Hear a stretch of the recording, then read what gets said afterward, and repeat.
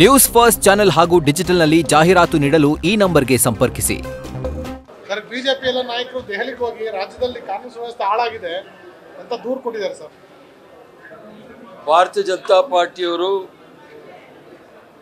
ನಿರಂತರವಾಗಿ ಷಡ್ಯಂತ್ರವನ್ನು ಕುತಂತ್ರವನ್ನು ಕರ್ನಾಟಕ ರಾಜ್ಯದಲ್ಲಿ ಮಾಡ್ತಾ ಇದ್ದಾರೆ. ಧರ್ಮದ ಹೆಸರಲ್ಲಿ, ಜಾತಿಯ ಹೆಸರಲ್ಲಿ ಸರ್ಕಾರವನ್ನು ಬುಡಮೇಲು ಮಾಡಲಿಕ್ಕೆ ಎಲ್ಲ ರೀತಿಯ ಪ್ರಯತ್ನವನ್ನು ಮಾಡಿದ್ದಾರೆ. ಅದಕ್ಕೆ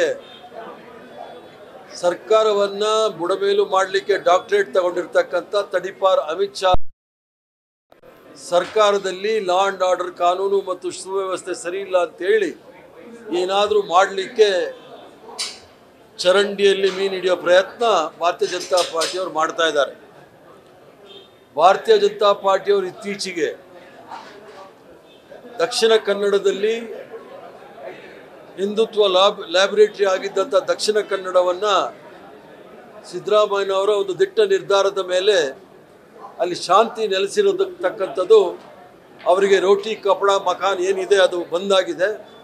ಪುನಃ ಸ್ಥಾಪನೆ ಮಾಡಲಿಕ್ಕೆ ಬೇರೆ ಜಿಲ್ಲೆಗಳಿಗೆ ಹೋಗಿ ಶಾಂತಿಯನ್ನು ಕದಡಲಿಕ್ಕೆ ಪ್ರಯತ್ನ ಮಾಡ್ತಾ ಇದ್ದಾರೆ. ಈ ಕಾವಿ ಅಂತಕ್ಕಂಥದ್ದು ಬಹಳ ಪವಿತ್ರವಾದ ಒಂದು ಬಟ್ಟೆ. ಅದಕ್ಕೆ ಸಂಪೂರ್ಣವಾಗಿ ರಾಜಕೀಯವನ್ನು ಬೆರೆಸಿ ಅದಕ್ಕೆ ಹವೇಳನ ಕೆಲಸ ಮಾಡ್ತಕ್ಕಂಥದ್ದು, ಧರ್ಮದ ವಿರುದ್ಧ ಕೆಲಸ ಮಾಡ್ತಕ್ಕಂಥದ್ದು ಭಾರತೀಯ ಜನತಾ ಪಾರ್ಟಿಯವರು ರಾಜಕೀಯಕ್ಕೋಸ್ಕರ ಮಾಡ್ತಾ ಇದ್ದಾರೆ. ಸಂಪೂರ್ಣವಾಗಿ ಕಾಂಗ್ರೆಸ್ ಅವರ ಕುಮ್ಮಕ್ಕಿಂದಲೇ ಇದೆಲ್ಲ ನಡೀತಾ ಇರುವಂತದ್ದು. ಧರ್ಮಸ್ಥಳ ಇರ್ಬೋದು, ದಸರಾ ಇರ್ಬೋದು, ಈಗ ಹಿಂದೂ ಗಣಪತಿ ವಿಚಾರ ಇರ್ಬೋದು, ಇವೆಲ್ಲವೂ ಕೂಡ ಕಾಂಗ್ರೆಸ್ ಸರ್ಕಾರ ಇದ್ದಾಗಲೇ ಆಗುತ್ತೆ ಅನ್ನೋದು ಅವರು ಬಿಜೆಪಿಯವರ ಆರೋಪ. ಅದೇ ಕಾಂಗ್ರೆಸ್ ಸರ್ಕಾರ ಇದ್ದಾಗಲೇ ಭಾರತೀಯ ಜನತಾ ಪಾರ್ಟಿಯವರು ಚಡ್ಡಿಗಳು ಮಾಡ್ತಕ್ಕಂಥ ಕುತಂತ್ರ ಅನ್ನೋದನ್ನು ಅವರೇ ಹೇಳ್ತಾ ಇದ್ದಾರೆ. ಕಾಂಗ್ರೆಸ್ ಪಕ್ಷ ಇದ್ದಾಗ, ಅದೇ ಭಾರತೀಯ ಜನತಾ ಪಾರ್ಟಿಯವರು ಇದ್ದಾಗ ಇದೆಲ್ಲ ಯಾಕೆ ಆಗೋದಿಲ್ಲ? ವಿರೋಧ ಪಕ್ಷದಲ್ಲಿದ್ದಂಥ ಕಾಂಗ್ರೆಸ್ ಪಕ್ಷದವರು ಮತಯಾಚನೆಗೋಸ್ಕರ ಧರ್ಮ ಅಥವಾ ಜಾತಿ ಅಥವಾ ಭಾಷೆಯನ್ನು ಉಪಯೋಗಿಸ್ಕೊಳ್ಳೋದಿಲ್ಲ. ಜನಸಾಮಾನ್ಯರಿಗೆ, ಅದರಲ್ಲೂ ಸಹ ಬಡವರಿಗೆ ಅನುಕೂಲ ಆಗ್ತಕ್ಕಂಥ ಕಾರ್ಯಕ್ರಮಗಳ ಬಗ್ಗೆ ನಾವು ಚರ್ಚೆ ಮಾಡ್ತೀವಿ.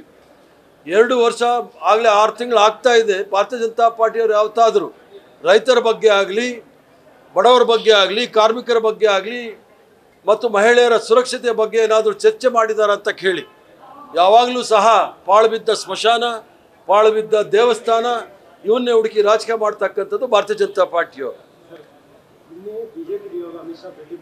ಧರ್ಮಸ್ಥಳ ವಿಚಾರದಲ್ಲಿ ಎಲ್ಲವೂ ಕೂಡ ನನಗೆ ಗೊತ್ತಿದೆ, ಸೂಕ್ತ ನಿರ್ಧಾರ ತೆಗೆದುಕೊಳ್ಳುತ್ತೇನೆ ಅಂತ ನಿಯೋಗ ಭರವಸೆ ಕೊಟ್ಟಿದ್ದಾರೆ. ಅವರ ಇಂಟೆನ್ಷನ್ ಏನಿರುತ್ತೆ? ಈಗ ಧರ್ಮಸ್ಥಳದಲ್ಲಿ ಆಗ್ತಕ್ಕಂಥ ಜಗಳ ಧರ್ಮಸ್ಥಳದ ವಿಚಾರದಲ್ಲಿ ಅಲ್ಲ. ಭಾರತೀಯ ಜನತಾ ಪಾರ್ಟಿಯಲ್ಲಿ ಇರ್ತಕ್ಕಂಥ, ಅದರಲ್ಲೂ ಸಹ ರಾಷ್ಟ್ರೀಯ ಸ್ವಯಂ ಸೇವಕ ಸಂಘದ ಅಗ್ರಗಣ್ಯ ನಾಯಕರಾದ ಅಲ್ಲಿ ನಮ್ಮ ಕಲ್ಲಡ್ಕ ಪ್ರಭಾಕರ್ ಭಟ್ರವರು, ಮತ್ತೊಬ್ಬರು ಅಖಿಲ ಭಾರತೀಯ ಜನತಾ ಪಾರ್ಟಿಯ ಉಸ್ತುವಾರಿ ವಹಿಸಿರ್ತಕ್ಕಂಥವ್ರು RSSನಿಂದ BL ಸಂತೋಷರವರ ಜಗಳ ಈ ಧರ್ಮಸ್ಥಳವನ್ನು ಹಾಳು ಮಾಡ್ತಾ ಇದೆ. ಧರ್ಮಸ್ಥಳದ ಬಗ್ಗೆ ಯಾರೂ ಸಹ ಮಾತಾಡ್ತಾ ಇಲ್ಲ. ಅಲ್ಲಿ ಶಾಂತಿ ನೆಲೆಸಿರ್ತಕ್ಕಂಥದ್ದು, ಕರಾವಳಿ ಪ್ರದೇಶದಲ್ಲಿ ಶಾಂತಿ ನೆಲೆಸಿರ್ತಕ್ಕಂಥದ್ದು ಇವರಿಗೆ ಹಿಡಿಸ್ತಾ ಇಲ್ಲ. ಆದ್ದರಿಂದ ಏನಾದರೂ ಮಾಡಿ ಕೆದಕಕ್ಕೆ ನೋಡ್ತಾ ಇದ್ದಾರೆ, ಅದು ಸಾಧ್ಯ ಇಲ್ಲ. ಸರಿಯಾದ ಕ್ರಮ ತೆಗೆದುಕೊಳ್ತಾ ಇದ್ದಾರೆ. ಅದನ್ನು ಎಲ್ಲರೂ ಸಹ ಶ್ಲಾಘನೆ ಮಾಡಬೇಕಾಗಿರ್ತಕ್ಕಂಥ ವಿಚಾರ.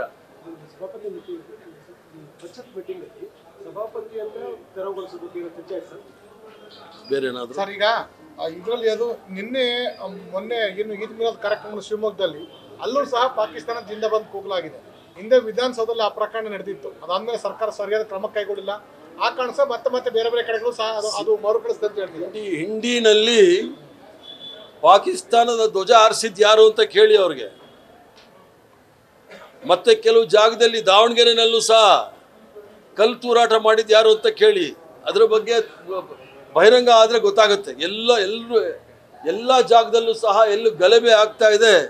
ಎಲ್ಲವೂ ಸಹ ಸಂಘ ಪರಿವಾರದವರು ಬೇರೆಯವರ ಧರ್ಮದ ಹೆಸರಲ್ಲಿ ಹೋಗಿ ಈ ಒಂದು ಸೃಷ್ಟಿ ಮಾಡ್ತಾ ಇದ್ದಾರೆ.